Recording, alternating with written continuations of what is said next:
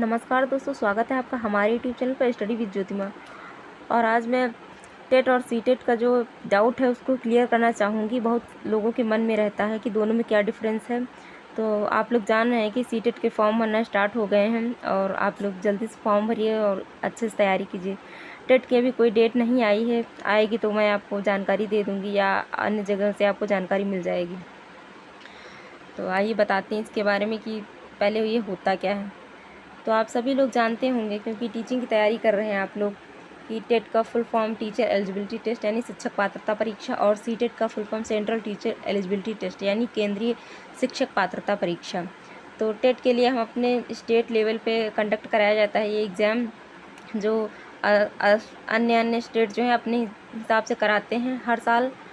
और ये राज्य स्तर का होता है कि जहाँ से आप पास करेंगे उसी राज्य के आसपास के जो सरकारी विद्यालय हैं उनमें टीचिंग के लिए आपका डिप्लोमा तैयार हो जाता है। और सेंट्रल की बात करें तो इसमें हम एलिजिबल हो जाते हैं केंद्रीय विद्यालयों में, जैसे KVS हुआ, NVS हुआ, DSSB हुआ आदि।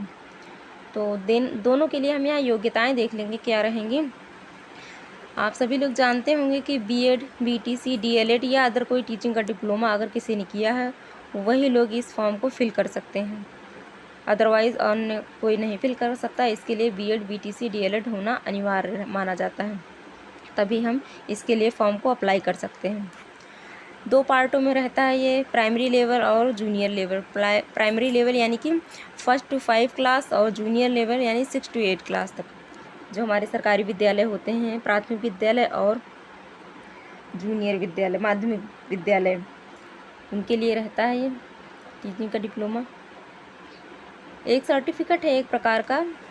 और इसके बारे में और हम जानते हैं कि टोटल नंबर ऑफ़ क्वेश्चंस, तो आप सभी लोग जानते हैं कि खासकर ये वीडियो उनके लिए है जो BEd कर रहे हैं और पेयरिंग में हैं और वो फॉर्म भरना चाहेंगे, उनको कम नॉलेज रहती है इस चीज़ की, वो जानना चाहते हैं। तो बता दूं कि टोटल नंबर ऑफ़ क्वेश्चन जो होते हैं वो 150 होते हैं, 150 मार्क्स के ही रहते हैं, यानी पर क्वेश्चन जो है 1 मार्क्स का रहता है, 1 नंबर का प्रत्येक क्वेश्चन रहता है।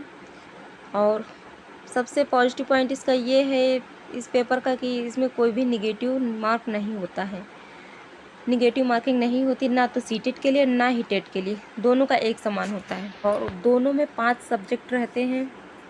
पहला हमारा बाल मनोविज्ञान, फिर पर्यावरण अध्ययन और हमारा हिंदी, संस्कृत यानी जो भी आपने भाषा चुनी और गणित, ये 5 सब्जेक्ट अनिवार्य रहते हैं प्राइमरी लेवल के लिए।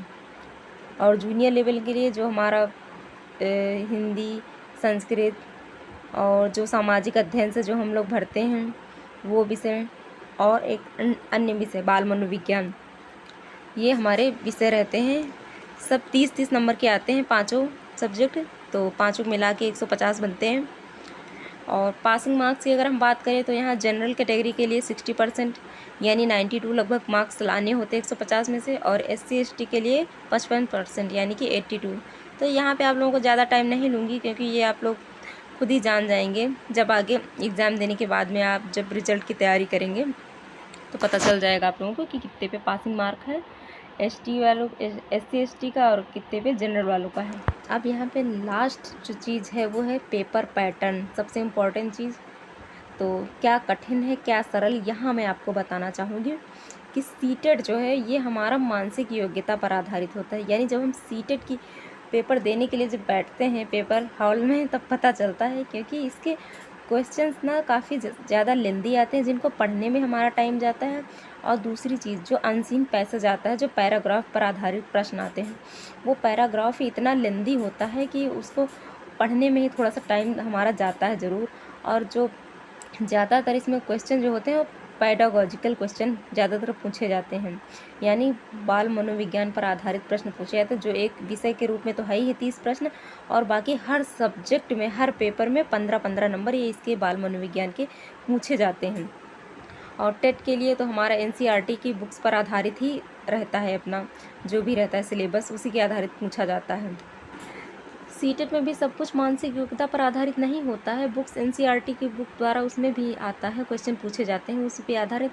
लेकिन यहाँ पे जो भावी अध्यापक बनना चाहते हैं, जो पेपर देता है सीटेट का तो उनके मानसिक योग्यता का निरीक्षण किया जाता है प्रश्नों के आधार पे कि बच्चे को क्या मान के यहाँ पे ये प्रश्न का आंसर करेंगे, प्रश्न का उत्तर क्या देंगे, उस आधार पर प्रश्न पूछे जाते हैं। और टेट में ऐसा नहीं है, जैसे हमारा किसी हिंदी में मान लिया पेपर आया तो हिंदी से आधारित कुछ व्याकरण के आ जाएंगे प्रश्न और कुछ हमारे हिंदी साहित्य को लेके आ जाएंगे, उसी के आधार पर और सब्जेक्ट को भी लेके इसी तरह से प्रश्न बनेंगे टेट के लिए। और लेकिन सीटेट के लिए थोड़ा मानसिक योग्यता पर आधारित रहता है, तो इसमें ज़्यादा फोकस करना पड़ता है। तो यहाँ पे मैं तो यही मानूंगी कि सीटेट थोड़ा सा टफ है टेट के मुकाबले। बाकी दोनों का पेपर मॉडरेट आता है, ना ज़्यादा कठिन ना ज़्यादा सरल। इसी के आधार पर आपका जो डिप्लोमा तैयार किया जाता है। तो आई होप कि आपको काफ़ी कुछ जानकारी मिल गई होगी। तो अगर आपको वीडियो पसंद आए तो please like share and subscribe. Thank you.